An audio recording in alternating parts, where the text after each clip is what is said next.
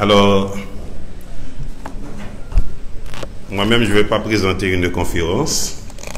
Je suis là pour une petite causerie avec vous. Je suis très content que je vais devoir prendre la parole avant que Maître Joseph Descharles réponde à vos différentes questions. Je n'avais même pas besoin de notes, puisque c'est une causerie. Mais pour me circonscrire dans le temps, j'apporte mes notes. Donc c'est un plaisir, un honneur et un privilège pour moi d'être ici ce soir pour partager mes expériences esdrogènes avec vous et surtout témoigner des bienfaits de l'esdroge au sein de notre communauté, de notre pays et pourquoi pas à travers le monde.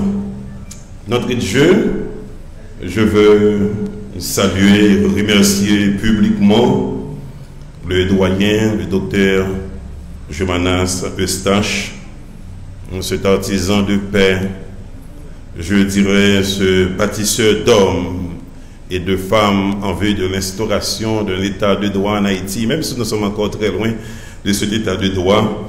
Mais je dois dire que Père Jomanas est un homme très courageux et qui s'est donné pour le plein épanouissement de la jeunesse grenadelaise. Je vous prie, s'il vous plaît, de vous lever et applaudir très très fort le Père Jomanas Eustache. Il mérite d'être honoré.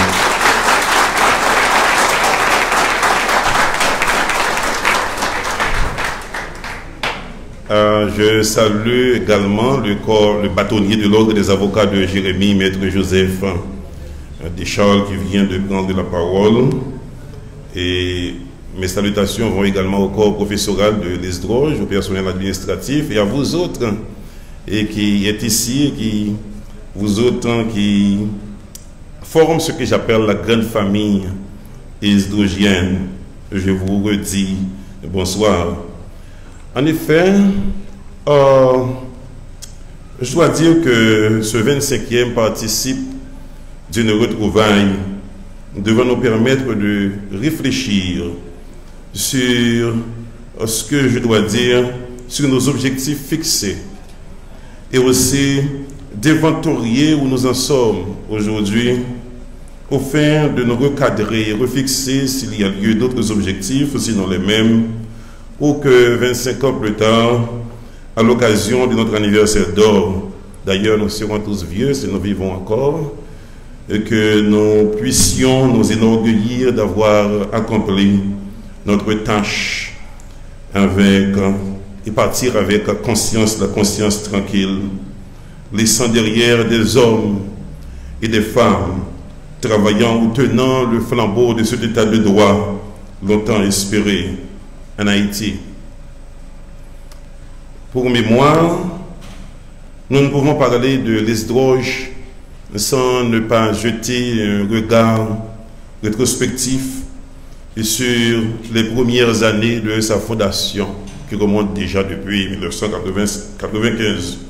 Oui, c'était en 1995 que le Monseigneur Willy Romélus, évêque éclairé, innovateur, soucieux de la formation des jeunes du diocèse dont il avait la charge, et justement pour éviter ce que je peux dire la fuite de l'élite intellectuelle de la Gradance vers d'autres horizons, avait implanté avec la complicité bien sûr, la fougue et le dynamisme du révérend docteur Jomanas Eustache, l'école supérieure catholique de droit de Jérémie esdroge. Je me rappelle fort bien, nous étions une soixantaine d'étudiants et étudiantes à passer le premier concours organisé par le décanat et avions commencé à suivre la première session de la première année au premier étage du foyer culturel de Jérémie avant de nous transférer dans ces locaux situés non loin de l'évêché. Et même si nous étions une soixantaine au départ, il n'y avait qu'une vingtaine, je crois, oui, une vingtaine, hein, environ 26, oui, a accepté de consentir d'énormes sacrifices jusqu'à être gradué au terme des 4 années fixées ou prévues dans le programme. De ce nombre, malheureusement, il n'y a qu'une dizaine ou une douzaine à être licenciés en sciences juridiques. Mes frères, mes sœurs, madame, messieurs, le début n'a jamais toujours été facile. Et pour certains, cette faculté de droit n'était qu'un leurre. On était déjà en 3e année et la reconnaissance légale n'arrivait pas encore. La reconnaissance tardait à venir. Certains avaient exprimé leurs inquiétudes vis-à-vis de ce retard. D'autres avaient tout simplement abandonné. Mais le père Joumanas, il avait confiance que ce projet devait aller jusqu'au bout. En tant que leader, son optimisme nous avait ravivés. Il répétait souvent, ça ne peut ne pas marcher. Madame, petit monsieur, calmez-nous, ça ne peut ne pas marcher, c'est l'église catholique. Alors c'était une forme de pédanterie positive. C'est avec raison qu'il invitait l'ancien ministre de l'Éducation nationale d'alors, M. Jacques-Édouard Alexis, à nous rendre visite, justement pour nous rassurer que la reconnaissance officielle de l'Esdroge était en route. À ce moment-là, on devenait beaucoup plus confiants. Alors je vous raconte tout cela justement pour vous dire que le début n'a pas toujours été facile. Au sein de la première promotion, on formait une famille. Il n'y avait jamais eu de querelle parmi nous. L'on se comportait comme des frères et sœurs. Nous avons toujours exprimé notre sentiment et pour que la famille esdrougienne reste à tout jamais unie.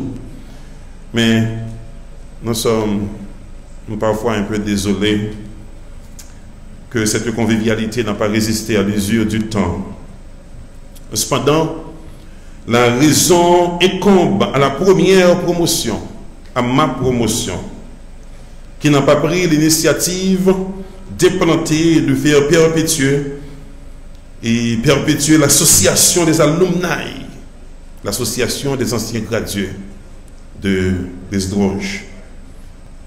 Sans une solide association des anciens gradués, moi j'en fais partie d'eux à l'étranger, l'on ne pourra jamais vider les différends et continuer à aspirer vers les objectifs fixés. Pour cela,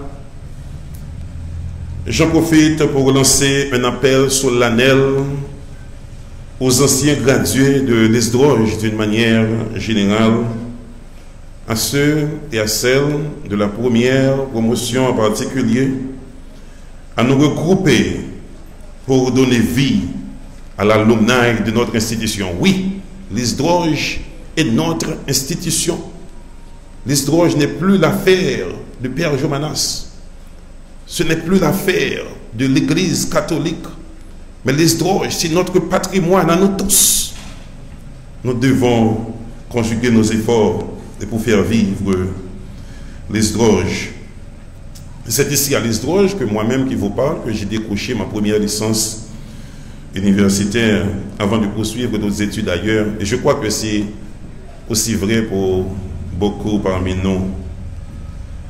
J'ai été participer à certaines séances de formation à l'Université catholique de Louvain-la-Neuve, située à Bruxelles.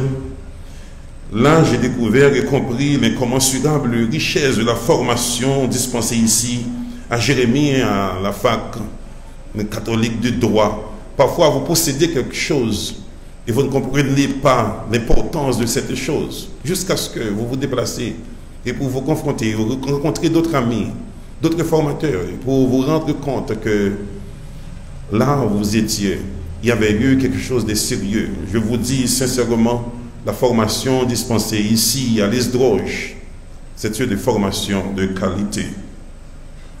Et si je suis notaire aujourd'hui, comme a dit la présentatrice, Et c'est d'abord grâce à Dieu, mais ensuite grâce à l'Esdroge.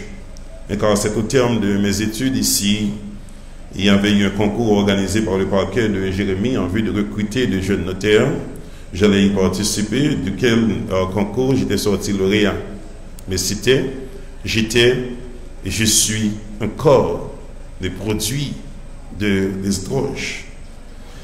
25 années avant, notre école, l'Esdroge que je répète souvent, n'était qu'un rêve.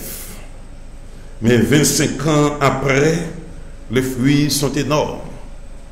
Il a produit entre autres des avocats, des magistrats assis et debout, des greffiers, des notaires, des arpenteurs, des professeurs d'université en matière de formation et d'éducation, des maîtres, des docteurs, etc. Donc pour construire cet édifice, un certain éminent professeur avait tout fait pour transmettre leur savoir à notre génération. Même si nombre d'entre eux sont morts, et puisque l'homme est en flux perpétuel, ils vivent encore aujourd'hui à travers les esprits qu'ils ont formés. Et comment oublier feu les professeurs Maître Christian Caz, Maître Mercier Josma, Maître Toussaint Léonidas. Nous étions déjà en 2e ou en 3e année quand Maître Toussaint Léonidas avait retrouvé la grande famille. Alors, on parle souvent de ces éminents professeurs lors des cérémonies de graduation. Mais il y a un nom qu'on ne cite pas souvent, mais qui nous avait beaucoup manqué. Comment oublier la révérende sœur Ghislaine Tivierge, de regrettée mémoire. Je dois vous dire que cette religieuse très dévouée nous avait communiqué les premières notions en méthodologie du travail intellectuel, nous amenant à produire des travaux scientifiques clairs, simples et faciles à interpréter.